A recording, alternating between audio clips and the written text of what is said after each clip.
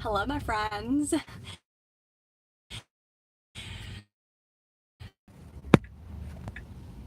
All right, hello everyone. Hi. All right, so I had a little mess up with the live stream, but hello. Um, all right, so this person is also talking to another person in the car. Anyways, hi guys. Hi, I just finished day 5 of All Out Mayhem of Orange Theory Fitness. And what that is basically, it's basically Hell Week in May, and Hell Week is just extremely difficult workout sets at Orange Theory, and it's really made to push you to your limits. And I decided to do all 6 days of this because I've been like slacking on going to the gym, and so it gave me motivation to stick to it and go every day. Today I really didn't want to go, and I really slacked ass today. Even the trainer was like, she like came up to me and she's like, you know, if you go a little further on your rower, it will help you. And I'm like, I know, I'm just being really lazy. I'm tired. This is day 5. Leave me alone. So I'm really tired. But anyways, I wanted to talk to you guys about my new therapist that I met a couple of days ago. If you're on, say hello. I saw a couple people say hi before the live stream went dead. But hello, how are you? And if this is your first time seeing me live, hi, welcome. And if you're not seeing me live, and if you want to see me live, just hit subscribe and hit the bell so you get notifications, okay? So I do this almost every day. So anyways, I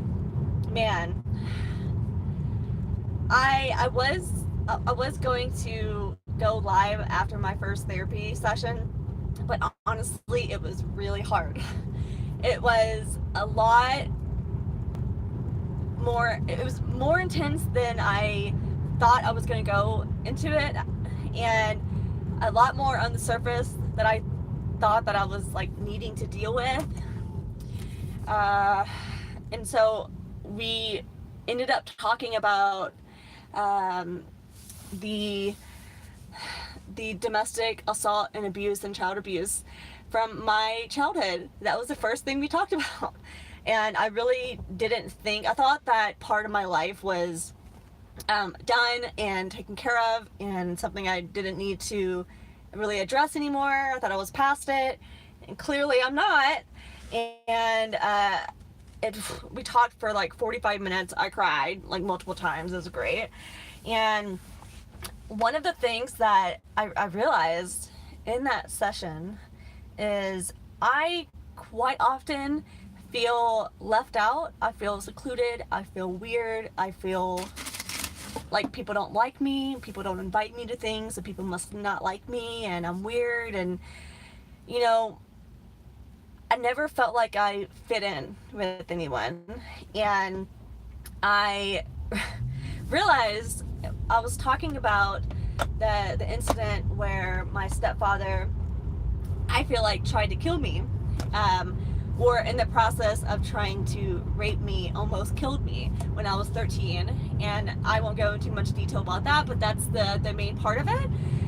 When I went through that experience, I got away. I escaped from the trauma, and I ran out. It was broad day. It was like 3 o'clock, 4 o'clock in the afternoon. And I ran out of the apartment. I grabbed my dog, and I think that's another big reason why I love dogs so much. Because, anyways, I grabbed my dog, and I run downstairs. Not to go into like too much detail, but my nose wasn't broken, but it was bloody, and I like busted his nose trying to get away, and like I had blood all in my hair. I had bright blonde hair, so you can imagine it was pretty much like, it looked like a murder scene, or that's what it would look like if you saw a 13-year-old girl running from her apartment in the middle of a parking lot through the woods to your apartment. So just, that's the scene, all right, of my experience when I was 13. And so that was only one part of the experience. There's multiple layers to it. But I realized when I was talking about that, and I was explaining to him, I don't feel included. I feel left out. I feel weird. And I've always felt that way. And it's not a California thing. It's not where I work kind of thing. It's always been an issue for me. And as I was explaining the situation of me running to my friend's house outside, and I also expressed my concern that all the kids, I was in middle school, so all the kids in school knew that my stepfather tried to kill me, and that was the narrative that everyone was saying in the school. Of course, word gets around really fast. All of the kids knew what happened, or they had some sense of a story of what happened, and the narrative was, Cora's dad tried to kill her, or Cora's dad tried to rape her, like she's weird, or like whatever. And they were fucking mean. They were so cruel, cold-hearted, mean motherfucking kids. Kids are so mean. And since then, it also made me very, very secluded and left out and ashamed and suicidal when I was 13. And I obviously felt like something was wrong with me as a 13-year-old. A lot of, so I'm like grazing over this situation. There's a lot more to it. But I realized in that moment, man, is that where this all stems from? Is this where it all began back when I was 13 and this experience happened to me? And the kids were so mean to me all the time. I mean, the kids were like mean to me before, and they teased me before, but after that it was just extra fuel to the fire, extra ammunition that they had against me, and they were just so mean, and I never felt normal after that again. And I never thought of it until then, and so that's when I was like, oh, well, fuck, this is a lot deeper than I thought it was going to be.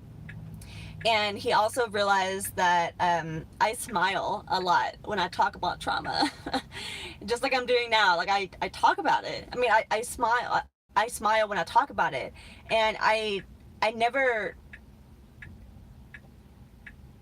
I've always made light of the situation, of whatever it was, just because it's easier to make light of the situation than to, I guess, deal with your emotions. And that's what he told me.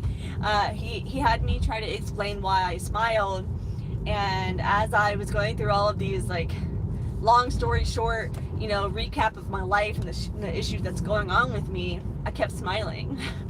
And he said quite often, when people do that, that's a defense mechanism, basically, to help protect your heart or your brain or emotions or whatever, protect your brain, I guess, from that traumatic those experiences. And I didn't realize that. And it's also a way to mask. I'm turning! Fuck you! This is the second person that beeped at me today. The second person. I'm like turning into my place. There's cars coming. Fuck you. I swear people just like piss me off. Anyways, smiling while talking about my trauma is also a way to mask or prevent having to deal with those emotions. And so what he's going to do when we start talking about things is, when I come to a time or a realization or an emotion that I need to deal with, he's going to pull those out of me and really see like what they really mean and deal with them. So I'm excited for my growth. It's going to be really hard, I know that, but I'm ready to grow. I'm ready to grow. After I cry a lot, I'm really ready to grow, and I didn't realize I had so many damn problems I needed to still deal with and manage. Is that a cat or a squirrel? What is that? Oh my god, that's a cat.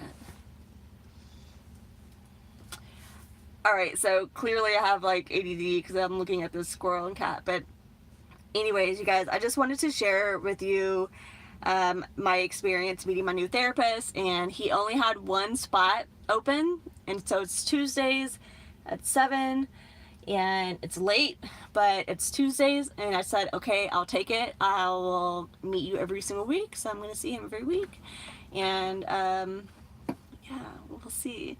We'll see what's going on. If you guys are interested in knowing more of what I talk about in therapy, or more of like the techniques that I learned, let me know. But yeah, I just wanted to share that with you guys, and as it was something I didn't realize until then. I didn't tell him either, I think because I was embarrassed, but I just never correlated the two, so it's very interesting.